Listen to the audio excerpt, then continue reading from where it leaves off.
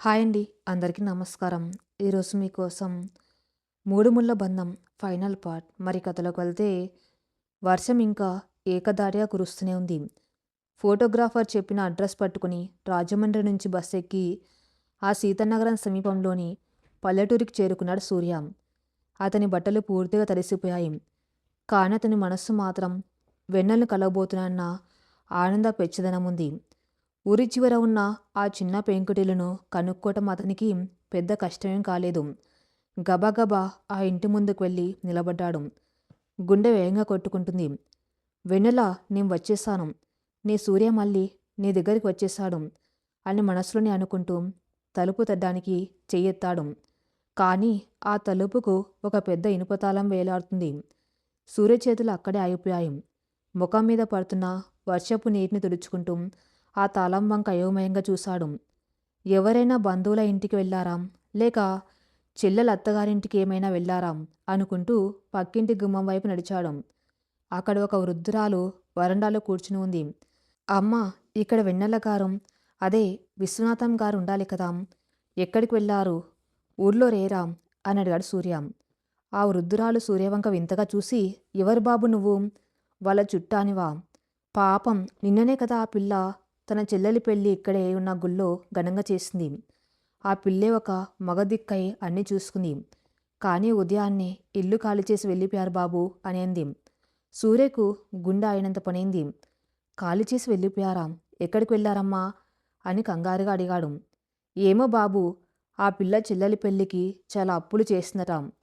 ఇక్కడ వచ్చే చిన్న జీతంతో ఆ అప్పులు తీరవని పట్నంలో ఉన్న ఏదో పెద్ద బళ్ళో ఎక్కువ జీతానికి పని మాట్లాడుకుందట. తన నాన్న వైద్యానికి కూడా అక్కడైతే బాగుంటుందని ఉదయాన్నే సామాన్లన్నీ ఒక ఆటోలో వేసుకుని వెళ్ళిపోయారు. ఎక్కడికి వెళ్ళారో ఆ ఊరి పేరేంటో మాకు చెప్పలేదు అని బదులిచ్చింది ఆ వృద్ధురాలు. సూర్యకు భూమి గిర్రన తిరిగినట్టు అనిపించింది. వర్షంలోనే ఆ ఇంటి గడప మీద కూలబడిపోయాడు. ఎంతటి దౌర్భాగ్యం! కేవలం 5-6 గంటల వ్యవధి. తను ఉదయం రాజమండ్రిలో ఉన్నప్పుడు వెన్నెల ఈ ఇల్లు ఖాళీ చేసి వెళ్తుంది. తను ఈ ఊరికి వచ్చేసరికి ఆమె ఇక్కడి నుంచి వెళ్ళిపోయింది. దేవుడా, నీకు కళ్ళు లేవా? నా భార్యను నాకు అప్పగించడానికి నీకెందుకింత కోపం? 5 ఏళ్ల పాటు ఆమె ఎక్కడుందో తెలియక నరకం అనుభవించాను. ఇప్పుడు ఆమె జాడ తెలిసినా నన్ను వెక్కిరిస్తూ మళ్ళీ ఆమెను దూరం చేశావా అంటూ ఆ గడపను పట్టుకుని వెక్కి వెక్కి ఏడ్చాడు. ఆ గడపకు ఇంకా పసుపు రాసి ఉంది. ముగ్గు చెరిగిపోలేదు. నిన్న దాకా ఆ ఇంట తిరిగిన తన వెన్నెల అడుగుజాడలు ఇంకా అక్కడే ఉన్నట్టు అతనికి అనిపిస్తుంది. కానీ ఆమె లేదు. ఎక్కడికి వెళ్ళిందో తెలియదు. ఏ పట్నం వెళ్ళిందో తెలియదు. సూర్య ఆశలన్నీ ఆ వర్షపు నీటిలో కలిసిపోయి కొట్టుకుపోయాయి. భారమైన హృదయంతో ఓడిపోయిన సైనికుల్లా తిరుగు ప్రయాణమయ్యాడు సూర్య. కాలచక్రం గిర్రున తిరిగింది. మరో 2 ఏళ్లు గడిచిపోయాయి. ఆషాఢం దూరం వారి జీవితాల్లో 7 ఏళ్ల సుదీర్ఘ ఎడబాటుగా మారిపోయింది. ఈ 2 ఏళ్లలో సూర్య జీవితంలో ఆర్థికంగా ఎన్నో మార్పులు వచ్చాయి. అతని కఠోర శ్రమకు తగ్గ ప్రతిఫలం దక్కింది. ఫైనాన్షియల్ కంపెనీలో అతను బ్రాంచ్ మేనేజర్ స్థాయికి ఎదిగాడు. అప్పులన్నీ పూర్తిగా తీరిపోయాయి. రామచంద్రరావు గారు పోయిన పరువు మళ్ళీ దక్కింది.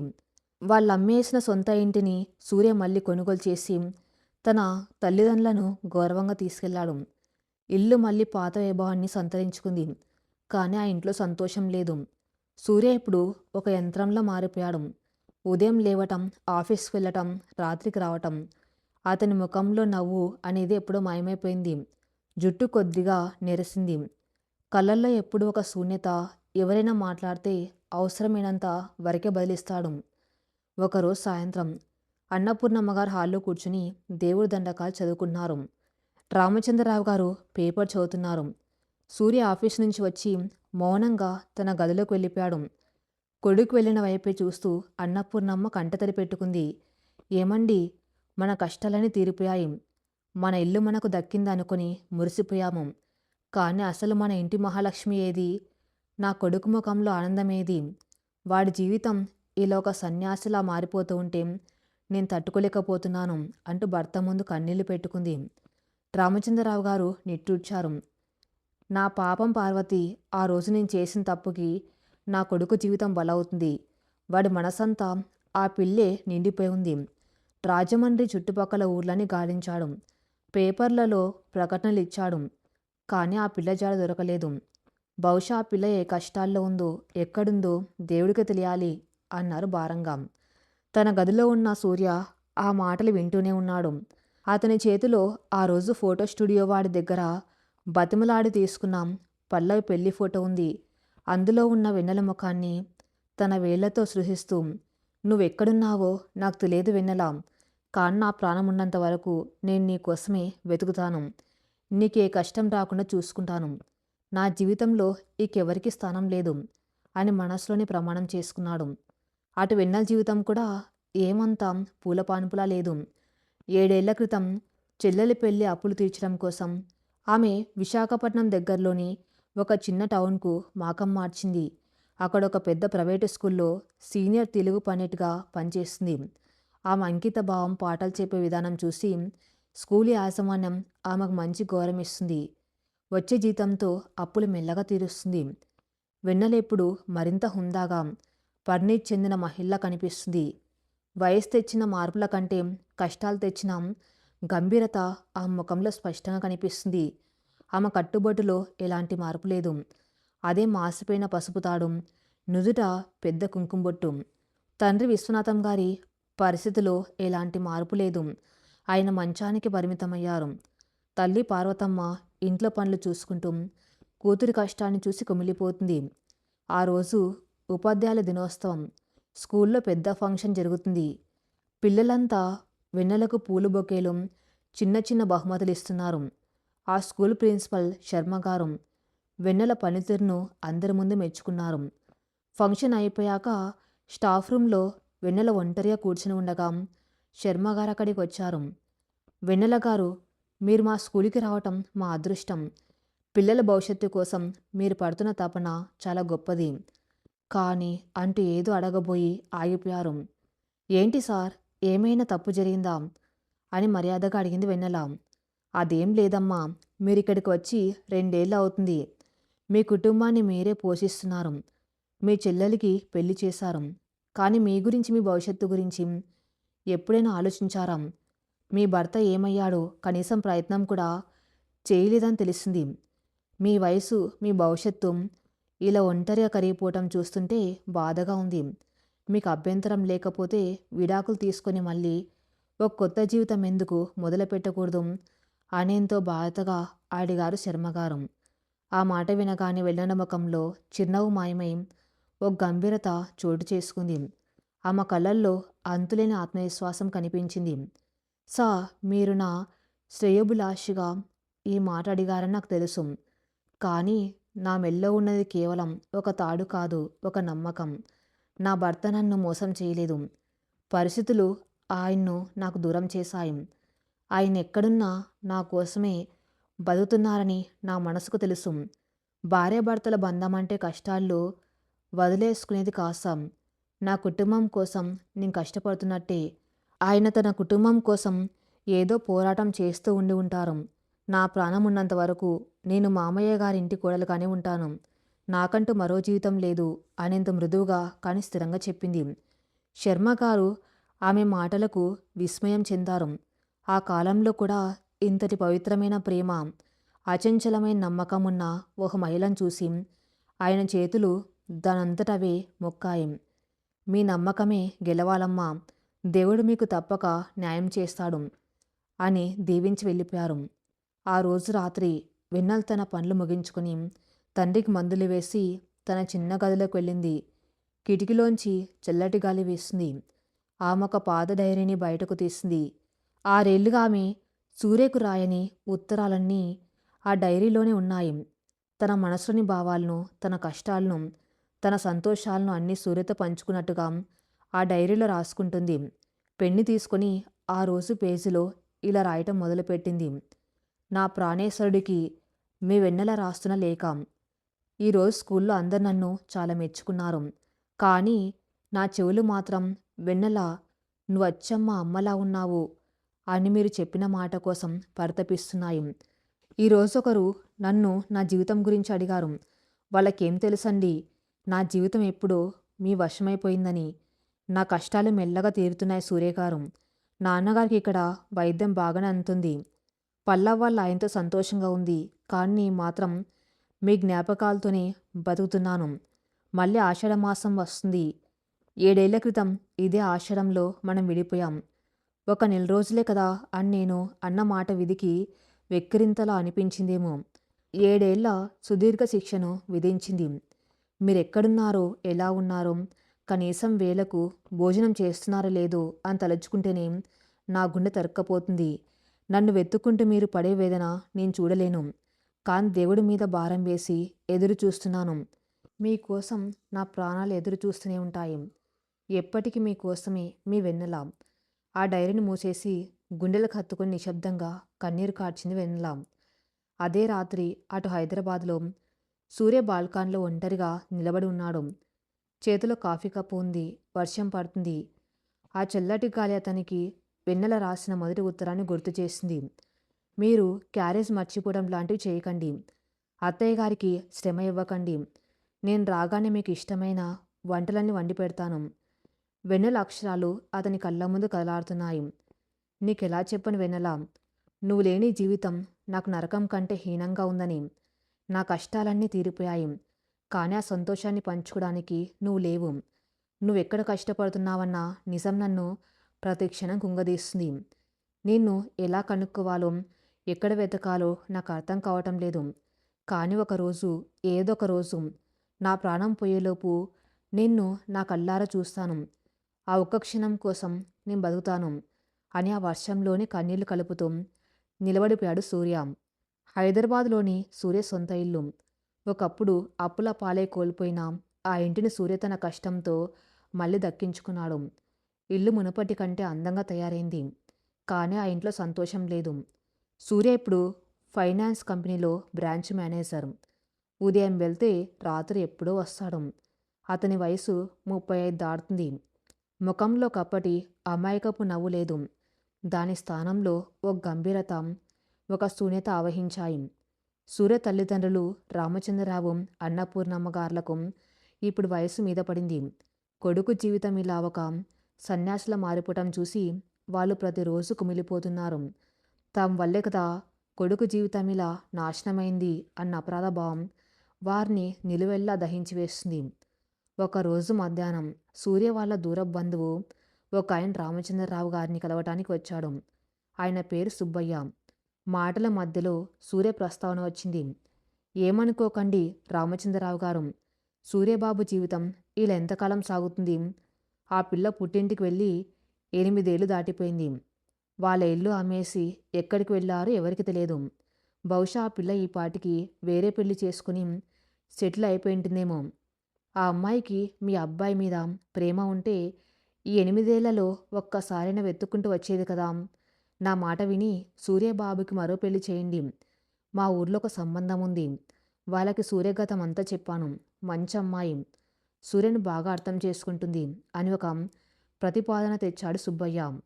ఆ మాట వినగానే అన్నపూర్ణమ్మ గుండెల్లో రాయి పడ్డట్టయింది. అదేంటన్నయ్యా, నా కోడలు వెన్నెల బతుకుండగానే నా కొడుక్కి ఇంకో పెళ్లి ఎలా చేస్తాను?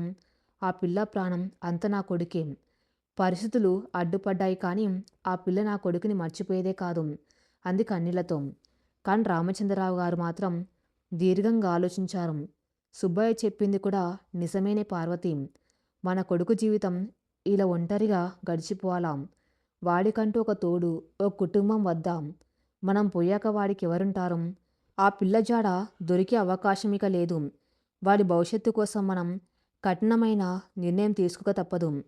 సాయంత్రం సూర్య రాగానే నేను ఈ విషయం మాట్లాడతాను అని నిశ్చయించుకున్నారు. రాత్రి 8 గంటలకు సూర్య ఆఫీస్ నుంచి వచ్చాడు.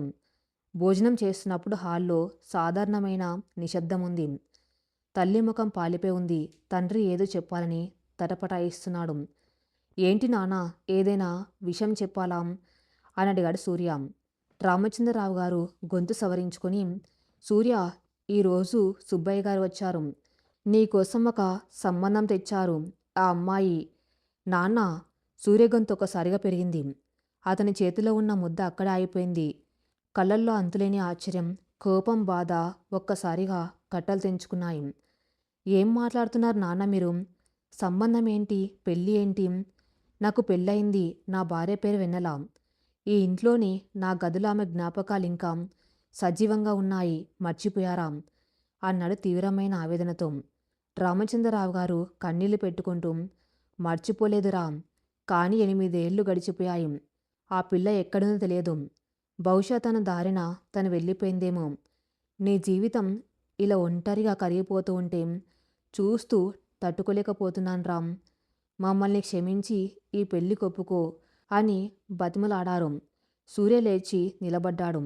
అతని కళ్ళల్లోంచి నీళ్లు ధారగా కారుతున్నాయి.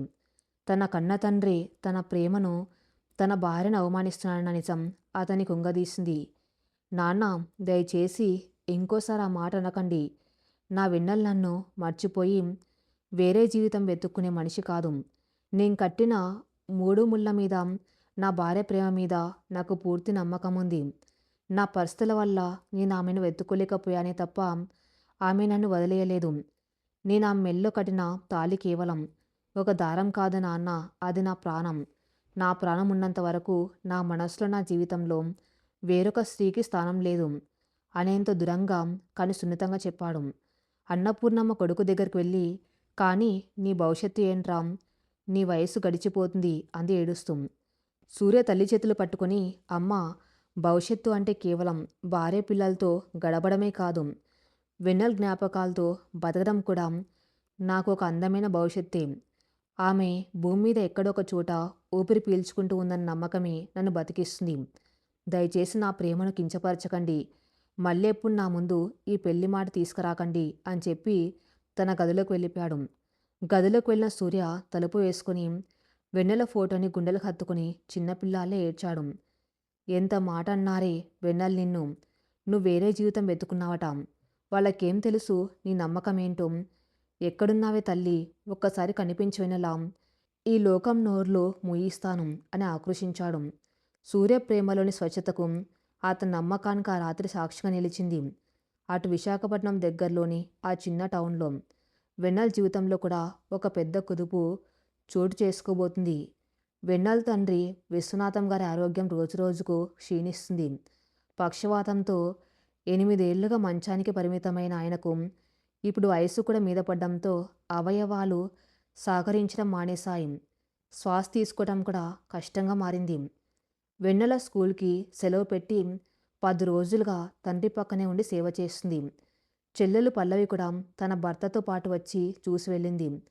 డాక్టర్లు వచ్చి చూసి, ఆయన సమయం దగ్గర పడింది, ఏ క్షణమైనా ఏదైనా జరగచ్చు, మీకు కావలసిన వాళ్ళకి కబురు పెట్టుకోండి అని చెప్పేసి వెళ్ళారు. ఆ రోజు రాత్రి కరెంటు పోవటంతో గదిలో ఒక చిన్న దీపం వెలుగుతుంది. ఆ దీపం వెలుతురులో విశ్వనాథం గారి ముఖం పాలిపై కనిపిస్తుంది. వెన్నెల ఆయన కాళ్ళ దగ్గర కూర్చుని మెల్లగా ఒత్తుంది. తల్లి పార్వతమ్మ ఒక పక్కన కూర్చొని కన్నీళ్లు తుడుచుకుంటుంది. విశ్వనాథం గారు కళ్ళు తెరిచారు. ఆయన చూపు నేరుగా వెన్నెల మీద పడింది. ఎంతో కష్టపడి తన ఎడమ చేతిని పైకెత్తి వెన్నెలను దగ్గరకు రమ్మని సైగ చేశారు. వెన్నెల వెంటనే ఆయన తల్లి దగ్గరకు వెళ్ళి కూర్చుంది. ఆయన కళ్ళల్లో అంతులేని బాధ, అపరాధ భావం. మాట స్పష్టంగా రాకపోయినా తన కూతుర్ని చూసి ఆయన గుండె పగిలిపోతుంది. నల అంటూ ఎంతో కష్టంగా పిలిచారు. నాన్న, నేను ఇక్కడే ఉన్నాను, మీరు మాట్లాడకండి, శ్రమపడకండి అంది వెన్నెల ఆయన చేయి పట్టుకుని. ఆయన కళ్ళల్లోంచి నీళ్లు కారుతున్నాయి. నా నా వల్లే నీ జీవితం నాశనం అయిపోయిందమ్మా. ఆ ఆ సూర్య, దగ్గరికి వెళ్ళవలసిన దానవు, నా నా సేవ చేస్తూ బలైపోయావు. నన్ను నన్ను క్షమించు తల్లి అంటూ వెక్కి వెక్కి ఏడ్చారు ఆ వృద్ధ తండ్రి. తన చివరి క్షణాల్లో ఆయన్ను వేధిస్తున్న ఒకే ఒక్క బాధ తన కూతురి భవిష్యత్తు. తండ్రి మాటలకు వెన్నెల గుండె బరువెక్కిపోయింది. కానీ ఆమె ఏడ్చే ఆయన్ను మరింత బాధ పెట్టకూడదని తన ఉద్వేగాన్ని అణుచుకుంది. చిరునవ్వుతో ఆయన కన్నీళ్లను తుడిచింది. నాన్న, దయచేసి అలాంటి మాటలు అనకండి. ఒక కన్నతండ్రికి సేవ చేసుకునే భాగ్యం ఏ కూతురికైనా సులభంగా దొరుకుతుందా? మీరు నా భారాన్ని మోసి నన్ను పెంచి పెద్ద చేశారు. మీ కష్టకాలంలో నేను మీకు అండగా ఉండటం నా ధర్మం నాన్న. అది నా అదృష్టం కూడా. నా జీవితం ఎక్కడా నాశనం కాలేదు నాన్న అనేంత మృదువుగా చెప్పింది. కానీ సూర్య అంటూ విశ్వనాథం గారు మళ్ళీ ఏదో చెబ్బోయారు. వెన్నెల వెంటనే ఆయన నోటి మీద చేయి వేసి, నా సూర్యగారు నా కోసం ఎదురు చూస్తూనే ఉంటారు నాన్న. ఆయన ప్రేమ ఎంతో స్వచ్ఛమైంది. పరిస్థితులు మమ్మల్ని భౌతికంగా దూరం చేశాయి కానీ మనసులను కాదు. మీరెలాంటి బెంగ పెట్టుకోకండి. పల్లవి సంతోషంగా ఉంది. అమ్మ బాధ నేను చూసుకుంటాను. మీరు ప్రశాంతంగా ఉండండి నాన్న అని ఆయన నుదుటి మీద ముద్దు పెట్టింది. కూతురి మాటల్లో ఉన్న స్థిరత్వం, నమ్మకం చూసి విశ్వనాథం గారి మనసు కొద్దిగా శాంతించింది. ఆయన కళ్ళల్లో ఒక ప్రశాంతత నెలకొంది. వెన్నెల చేతిని గట్టిగా పట్టుకొని మెల్లగా కళ్ళు మూసుకున్నాడు. ఆ రాత్రి ఆ చిన్న పెంకుటింట్లో విశ్వనాథం గారు తుదిశ్వాస విడిచారు. 6 ఏళ్ల పాటు తన కూతురి జీవితాన్ని బంధించినట్టుగా ఫీలైన ఆ తండ్రి ప్రాణం ఆమె త్యాగాలకు సాక్ష్యంగా నిలిచి గాల్లో కలిసిపోయింది. వెన్నెల ఒక పెద్ద స్తంభాన్ని కోల్పోయింది. తండ్రి మృతదేహం మీద పడి ఆమె రోదించిన తీరు చూసి ఆ కాలనీ వాళ్ళందరూ కంటతడి పెట్టుకున్నారు. విశ్వనాథం గారి కర్మకాండలన్నీ వెన్నెల దగ్గరుండి పూర్తి చేసింది. ఒక కొడుకు చేయవలసిన బాధలన్నీ తనే ఒక కూతురుగా నిర్వర్తించింది. బంధువులందరూ వెళ్ళిపోయారు. ఇల్లిప్పుడు పూర్తిగా శూన్యంగా మారిపోయింది. తల్లి పార్వతమ్మ ఎప్పుడు భర్తను తలుచుకుంటూ ఏడుస్తూనే ఉంది. ఒక వారం రోజుల తర్వాత వెన్నెల తన తండ్రి ఫోటో ముందు నిలబడి దండం పెట్టుకుంటుంది. ఆమె జీవితంలో ఇప్పుడు 2 పెద్ద బాధ్యతలు తీరిపోయాయి. ఒకటి చెల్లెలి పెళ్లి, రెండవది తండ్రి సేవ. ఇప్పుడు ఆమె కేవలం తన తల్లి బాధ్యతను మాత్రమే మోస్తుంది. ఆర్థికంగా కూడా ఇప్పుడు వారు నిలదొక్కున్నారు. ఆ క్షణంలో ఆ మనసులో ఒక ఆలోచన మెదిలింది. 8 ఏళ్లు గడిచిపోయాయి. నా కోసం దేవుడు రాసిన పరీక్ష బహుశా ముగింపు దశకు వచ్చిందేమో. నా భర్త ఎక్కడున్నారో, ఎలా ఉన్నారో తెలుసుకోవాల్సిన సమయం వచ్చింది అని మనసులో అనుకుంది. వెంటనే తన గదిలోకి వెళ్ళి ఆ పాత డైరీని తెరిచింది. అందులో సూర్యకు రాసిన చివరి ఉత్తరం చూసుకుంది. సూర్యగారు, నా బాధలు దాదాపుగా పూర్తయ్యాయి. ఇప్పుడు నా ప్రాణం మీకోసమే తప్పిస్తుంది. కానీ మిమ్మల్ని ఎక్కడ వెతకాలి? మీరు నన్ను మర్చిపోయి ఉంటారని నేను కల్లో కూడా అనుకోను. దేవుడు మనల్ని తప్పకుండా కలుపుతాడు అని డైరీలో రాసి కళ్ళు మూసుకుంది. హైదరాబాద్లోని ఫైనాన్స్ కంపెనీలో బ్రాంచ్ మేనేజర్గా ఉన్న సూర్యకు విశాఖపట్నంలో కొత్తగా ఓపెన్ చేస్తున్న బ్రాంచ్ బాధ్యతలు అప్పగించారు యాజమాన్యం. ఒక 10 రోజుల పాటు విశాఖలో ఉండి పనులు చెక్కబట్టుకోవాల్సి వచ్చింది. ఈ ప్రయాణంలో తల్లి అన్నపూర్ణమ్మ గారు కూడా కొడుకుతో పాటు బయలుదేరారు. ఎప్పటినుంచో సింహాచలం అప్పన్న స్వామి దర్శించుకోవాలని ఆమె కోరిక. అన్నిటికంటే ముఖ్యంగా తన కొడుకు జీవితంలో నెలకొన్న ఈ ఎడబాటును తొలగించి వాడికి మనశ్శాంతిని ప్రసాదించమని ఆ దేవుని వేడుకోవడానికి ఆమె ఈ ప్రయాణం పెట్టుకున్నారు. సూర్య అన్నపూర్ణమ్మ గారు విశాఖ చేరుకున్నారు. మరుసటి రోజు ఉదయాన్నే సింహాచలం గుడికి వెళ్లారు. శ్రావణ మాసం కావటంతో గుడిలో భక్తుల రద్దీ విపరీతంగా ఉంది. గోవింద నామస్మరణలతో ఆలయ ప్రాంగణం మారుమోగుతుంది. సూర్య తల్లిని పట్టుకుని జాగ్రత్తగా క్యూ లైన్లో తీసుకువెళ్తున్నాడు. అదే సమయంలో అటు వెన్నెల కూడా తన తల్లి పార్వతమ్మను తీసుకుని సింహాచలం వచ్చింది. తండ్రి విశ్వనాథం గారి మరణం తర్వాత తల్లి ఎప్పుడూ దిగులుగా ఉంటుందని మనశ్శాంతి కోసం ఆమెను గుడికి తీసుకువచ్చింది. వెన్నెల ఒక సాధారణమైన పసుపు రంగు నూలుచీర కట్టుకుని ఉంది. మెల్లో ఆ పాద్దైపోయిన పసుపు తాడు, నుదుట పెద్ద కుంకుమబొట్టు. కాలం ఆమె శరీరంలో మార్పులు తెచ్చినాం. ఆమె కళ్ళల్లోని ఆ స్వచ్ఛతను మాత్రం ఏమాత్రం మార్చుకోలేకపోయింది. అమ్మ, నాన్నగారు పోయిన బాధ నుంచి నువ్వు బయటపడాలి. ఆయన ఆత్మకు శాంతి కలగాలంటే నువ్వు ధైర్యంగా ఉండాలి అని తల్లికి నచ్చెబుతూ కుంకుమార్చిన క్యూ లైన్లో నిలబడి ఉంది వెన్నెల. సరిగ్గా పక్కనే ఉన్న మరో క్యూ లైన్లో అన్నపూర్ణమ్మ గారు ఉన్నారు. సూర్య దర్శనం ముగించుకొని ప్రసాదం తీసుకురావడానికి బయటికి వెళ్ళాడు. అన్నపూర్ణమ్మ గారు కళ్ళు మూసుకొని స్వామివారిని ప్రార్థిస్తున్నారు. స్వామి, నా కొడుకు జీవితంలో సంతోషం లేకుండా పోయింది. నా కోడలు వెన్నెల ఎక్కడున్నా ఎలా ఉన్నా దయచేసి వాళ్ళిద్దరిని కలుపు తండ్రి. వాళ్ళిద్దరూ పడ్డ కష్టాలు చాలు అని కన్నీళ్లు పెట్టుకున్నారు. అప్పుడే పక్క లైన్లో నుంచి ఓ గొంతు వినిపించింది. అమ్మ, పూజారి గారికి ఈ గోత్రనామాలు చెప్పండి. నా పేరు వెన్నెల, భర్త పేరు సూర్యప్రకాష్. ఆ మాటలు వినగానే అన్నపూర్ణమ్మ గారి గుండె ఒక్కసారిగా ఆగిపోయి మళ్ళీ రెట్టింపు వేగంతో కొట్టుకోవడం మొదలైంది. ఆ గొంతు తనకెంతో పరిచయం ఉన్న గొంతు. 8 ఏళ్లుగా తన ఇల్లు దేనికోసమైతే మూగబోయిందో ఆ గొంతు వెంటనే కళ్ళు తెరిచి పక్కకు తిరిగింది. అక్కడ 5 అడుగుల దూరంలో తన కోడలు, ఒకప్పటి ఆ మహాలక్ష్మి, ఇప్పుడు కష్టాలతో పాలిపోయిన ముఖంతో నిలబడి ఉంది. కానీ ఆ పసుపు తాడు, ఆ బొట్టు చూసి అన్నపూర్ణమ్మ గారికి ప్రాణం లేచి వచ్చినట్టయింది. వెన్నెల అని గట్టిగా అరిచింది అన్నపూర్ణమ్మ. ఆ అరుపుకి వెన్నెల ఉలిక్కిపడి వెనక్కి తిరిగింది. క్యూ లైన్లో ఉన్న జనం మధ్యలోంచి తన అత్తయ్యను చూసింది. వెన్నెలకు తన కళ్ళంతానే నమ్మలేకపోయింది. అత్తయ్యను చూడగానే ఆమె కళ్ళల్లోంచి గలాగలా కన్నీరు రాలాయి. అత్తయ్య అంటూ చేతులు చాచింది. కానీ అప్పుడే గుడిలో రద్దీ ఒకసారిగా పెరిగింది. ఎవరో వీఐపీ రాకతో పోలీస్ వారు క్యూ లైన్లను ముందుకు తోసేస్తున్నారు. జనం ఒత్తిడికి అన్నపూర్ణమ్మ గారు వెనక్కి నెట్టవేయబడ్డారు.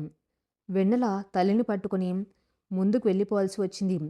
వెన్నెల, ఆగు తల్లి, నా కోడలు, నా కోడలు వెన్నెల అంటూ అన్నపూర్ణమ్మ గారు ఆ జనంలోనే కింద పడిపోయారు. సరిగ్గా అప్పుడే ప్రసాదం తీసుకుని వస్తున్న సూర్య తల్లి కింద పడిపోవటం చూసి పరుగున వచ్చారు.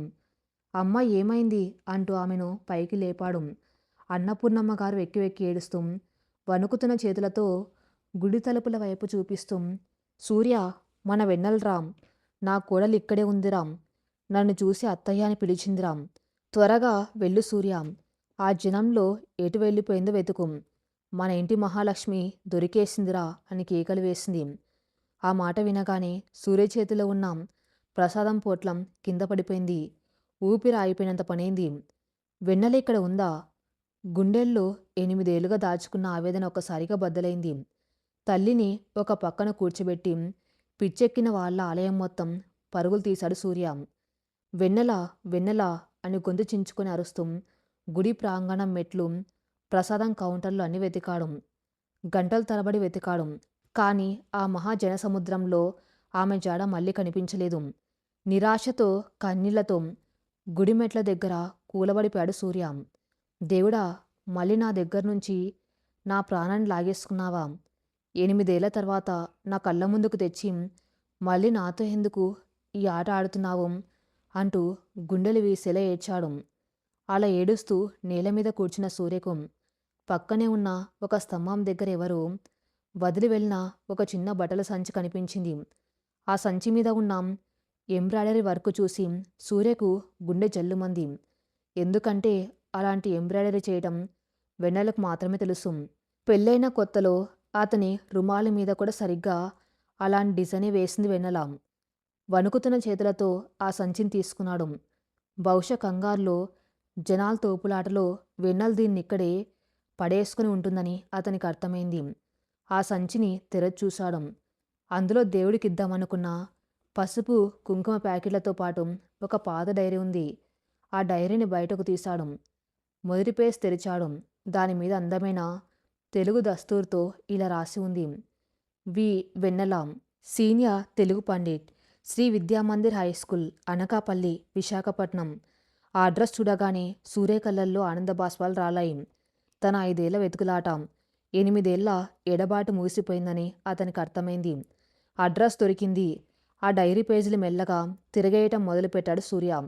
అందులో ప్రతి పేజీలోనూ అతని పేరే ఉంది. తన కష్టాలు, చెల్లెలి పెళ్ళి, తండ్రి మరణం అన్నీ సూర్యతో మాట్లాడుతూ ఉన్నట్టుగానే రాసుకుంది వెన్నెల. చివరిగా నిన్నటి రాత్రి ఆమె రాసిన పేజీని చదివాడు సూర్య. నా ప్రాణేశ్వరుడికి మీ వెన్నెల రాస్తున్న లేఖ. నాన్నగారు శివైక్యం చెందారు. నా బాధ్యతలన్నీ తీరిపోయాయి సూర్యగారు. ఇప్పుడు ఈ భూమి మీద నాకు అమ్మ తప్ప ఇంకెవ్వరు లేరు. 8 ఏళ్ళయింది. పుట్టింటికి వెళ్లే ముందు ఆషాఢం ఒక నెల రోజులే కదా అని నేనన్న మాట విధికి వెక్కిరింతలు అనిపించి ఈ సుదీర్ఘ శిక్ష వేసింది. కానీ నాకిలాంటి బాధ లేదు. మీరెక్కడున్నా నన్ను వెతుక్కుంటూ వచ్చే ప్రయత్నంలోనే ఉన్నారని నాకు తెలుసు. మీ జ్ఞాపకాలతో నా జీవితాంతం బతికేయగలను. దేవుడు కరుణించి మిమ్మల్ని నా ముందుకు తెస్తే ఆ క్షణమే మీ గుండెల మీద వాలిపోయి నా ప్రాణాలు వదిలేస్తాను. ఆ అక్షరాలు చదువుతూ ఉంటే సూర్యగుండె కన్నీళ్లతో తడిసిపోయింది. తను ఎంత అదృష్టవంతుడో కదా.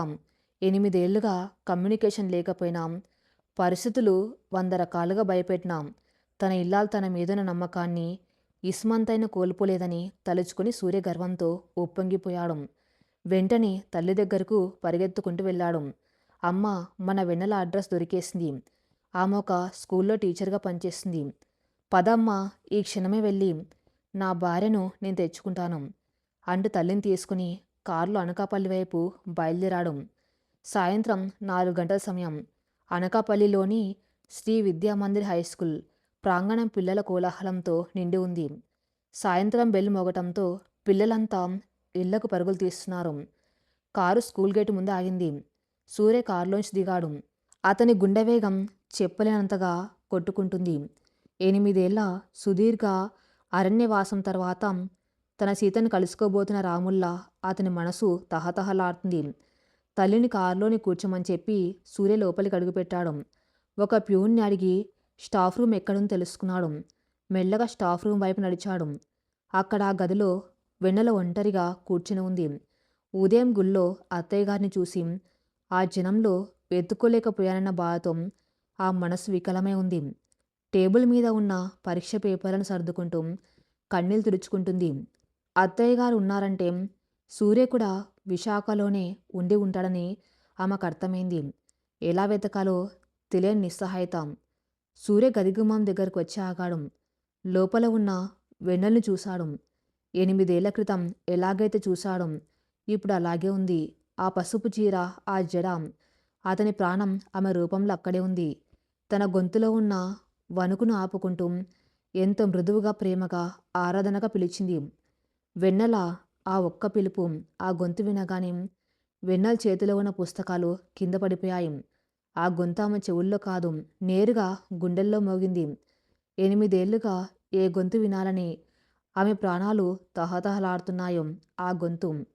కొద్ది క్షణాల పాటు ఆమెకు ఊపిరాడలేదు. అది కల అనుకుంది. మెల్లగా వెనక్కి తిరిగింది.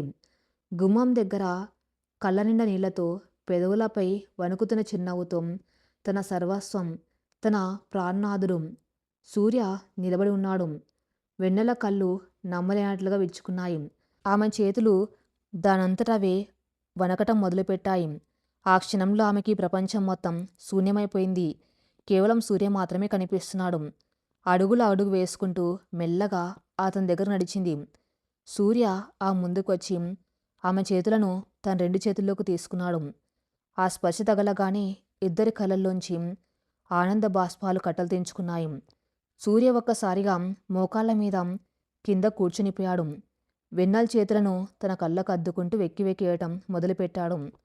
నన్ను క్షమించు వెన్నెల. నిన్ను ఒక అనాథగా వదిలేశాను. నా కుటుంబ బాధల్లో పడి నిన్ను తీసుకురాలేకపోయాను. నా వల్ల నువ్వు ఈ 8 ఏళ్ళు ఎంత నరకం అనుభవించావో నాకు తెలుసు. నువ్వు ఈ కష్టాలు పడుతూ ఉంటే నిన్ను కాపాడుకోలేని అసమర్థుణ్ణి అయిపోయాను. నన్ను క్షమించు తల్లి అంటూ ఒక పసిపిల్ల వాళ్ళ ఏడ్చాడు సూర్య. వెన్నెల వెంటనే కింద కూర్చుని సూర్య భుజాలను పట్టుకుని పైకి లేపింది. ఆమె కళ్ళల్లో కన్నీళ్లు ఉన్నా పెదవులపై ఒక అద్భుతమైన చిరునవ్వు పూసింది. తన చేతులతో సూర్య కన్నీళ్లు తుడుస్తూ అతని బుగ్గలు నిమిరింది. ఏంటండి ఇది? ఒక భార్య తన భర్త కోసం నిరీక్షించడం నరకం ఎలా అవుతుంది? మీరు పడ్డ కష్టాలు నాకు తెలియవా? మీ అప్పుల గురించి, మీ కష్టాల గురించి నాకు తెలుసండి. మీ నాన్నగారిని ఆ పరిస్థితుల్లో వదిలి మీరు రాలేరని కూడా నాకు తెలుసు. నా నాన్నగారి బాధ నన్నిక్కడ కట్టేస్తే మీ తండ్రి బాధ మిమ్మల్ని అక్కడ బంధించింది. ఇందులో మీ తప్పు ఏముంది? నాకు తెలుసండి. నా రాముడు ఎప్పటికైనా నన్ను వెతుక్కుంటూ వస్తాడని. దయచేసి ఏడవకండి అంటూ సూర్యను తన గుండెలకు హత్తుకుంది వెన్నెల. 8 ఏళ్ల విరహం, ఆవేదన, కన్నీళ్లు అన్నీ ఆ ఆలింగనంలో కరిగిపోయాయి. సూర్య ఆమె మెల్లోని పాద్దైపోయిన పసుపు తాడును చూశాడు. అది నల్లబడిపోయినా ఆమె ప్రేమతో అది మునుపటి కంటే పవిత్రంగా ప్రకాశిస్తూ ఉన్నట్టు అనిపించింది అతనికి. ఆ మంగళసూత్రాన్ని తీసుకుని కళ్ళకద్దుకుని ముద్దు పెట్టుకున్నాడు. ఇక ఈ జన్మలో నిన్ను ఎవరు నా నుంచి దూరం చేయలేరు వెన్నెల. ఆ దేవుడు వచ్చినా సరే నిన్ను నా గుండెల్లోంచి తీసుకెళ్ళలేడు అన్నాడు ఎంతో భావోద్వేగంగా. ఇక మీ దగ్గర నుంచి నన్ను పంపిన నేను వెళ్ళను సూర్యగారు. నా ఆషాఢం గడిచిపోయింది. ఇక నా జీవితమంతా మీతో సాగే శ్రావణమే అంటూ మళ్ళీ అతని వక్షస్థలంపై వాలిపోయింది వెన్నెల. ఆ స్టాఫ్ రూమ్ ఆ ఇద్దరు పవిత్ర హృదయాల కలయికకు అద్భుతమైన సాక్షిగా నిలిచింది. కొద్దిసేపటి తర్వాత సూర్య వెన్నెలను తీసుకుని బయటకొచ్చాడు. కారులో ఉన్న అన్నపూర్ణమ్మ గారు కోడల్ని చూడగానే పరిగెత్తుకుంటూ వచ్చి గట్టిగా వాటేసుకున్నారు. నా తల్లి, నా మహాలక్ష్మి మళ్ళీ వచ్చేసింది. నన్ను క్షమించమ్మా, నీకు అన్యాయం జరగటానికి మేమే కారణమయ్యాము అని ఏడ్చింది ఆ తల్లి. అత్తయ్య, గతం గురించి ఇక మాట్లాడకండి. ఇప్పుడు నేను మీతో వచ్చేస్తున్నాను కదా, అన్నీ సర్దుకుంటాయి అని అత్తగారిని ఓదార్చింది వెన్నెల. అక్కడ్నుంచి నేరుగా వెన్నెల వాళ్ళ ఇంటికి వెళ్లారు. పార్వతమ్మ తన అల్లుడిని చూసి ఆనందంతో ఉప్పొంగిపోయింది. ఆ రాత్రి అన్నీ సర్దుకొని మరుసటి రోజు ఉదయం వెన్నెల తన భర్తతో, తల్లితో కలిసి తిరిగి హైదరాబాదుకు పయనమైంది. హైదరాబాదులోని ఇంట్లో అడుగుపెట్టగానే రామచంద్రరావు గారి ఆనందానికి అవధుల్లేవు. కోడల్ని చూసి ఆయన కన్నీరు మున్నీరయ్యారు. వెన్నెల ఎంతో పెద్ద మనసుతో వారిని క్షమించి ఆ ఇంటి బాధ్యతలను మళ్ళీ తన చేతుల్లోకి తీసుకుంది. 8 ఏళ్లుగా కలతప్పిన ఆ పాత ఇల్లు వెన్నెల అడుగుపెట్టగానే మళ్ళీ ఒక దేవాలయంలా మారిపోయింది. ఓ రోజు రాత్రి వెన్నెల తన పనులన్నీ ముగించుకుని సూర్యకు కాఫీ తీసుకుని వాళ్ళ గదిలోకి వచ్చింది. గది అచ్చం 8 ఏళ్ల క్రితం ఎలా ఉందో సూర్య దాన్ని అలాగే ఉంచాడు. సూర్య బాల్కనీ నిలబడి ఆకాశంలో ఉన్న నిండు చందమామ వంక చూస్తున్నాడు. వెన్నెల వెళ్ళి అతని పక్కన నిలబడి కాఫీ కప్పు అందించింది. సూర్య ఆ కప్పు అందుకుని ఆ భుజం చుట్టూ చేయి వేసి దగ్గరకు తీసుకున్నాడు. ఏంటి వెన్నెల, ఆ రోజు పుట్టింటికి వెళ్ళేటప్పుడు 1 నెల రోజులే కదా అన్నావు. దానికి కాలం ఎంత పెద్ద శిక్ష వేసిందో చూసావా అన్నాడు చిన్నగా నవ్వుతూ. వెన్నెలకు నవ్వింది. శిక్షకా సూర్యగారు, అది ఒక పరీక్ష. ఆ పరీక్ష మన ప్రేమ ఎంత బలమైందో, మన నమ్మకం ఎంత గొప్పదో నిరూపించింది. ఆ ఆషాఢం దూరం మనల్ని భౌతికంగా విడదీసిన మనసులను మాత్రం ఒక దారంతో మరింత గట్టిగా బంధించింది.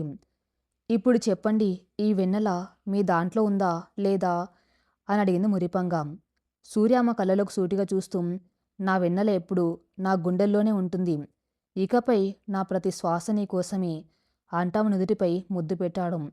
ఆకాశంలోని చంద్రుడు వారిద్దరి అద్భుతమైన ప్రేమను చూసి మరింత ప్రకాశవంతంగా వెలగటం మొదలుపెట్టాడు. ఎన్నెన్నో కన్నీళ్లు, మరెన్నో పరీక్షలు ఎదుర్కొన్న ఆ పవిత్ర బంధం బాధలను జయించి చివరకు ప్రేమనే గెలిపించింది. 8 ఏళ్ల ఆషాఢ మాసపు ఎడబాటు శాశ్వతంగా ముగిసిపోయి వారి జీవితాల్లో శ్రావణ వసంతం శాశ్వతంగా నిలిచిపోయింది. ఈ కథ ఇంతటితో సమాప్తం. మరిన్ని మంచి స్టోరీస్ కోసం నా ఛానల్ని ఫాలో అవుతూ ఉండండి. Thank you for listening.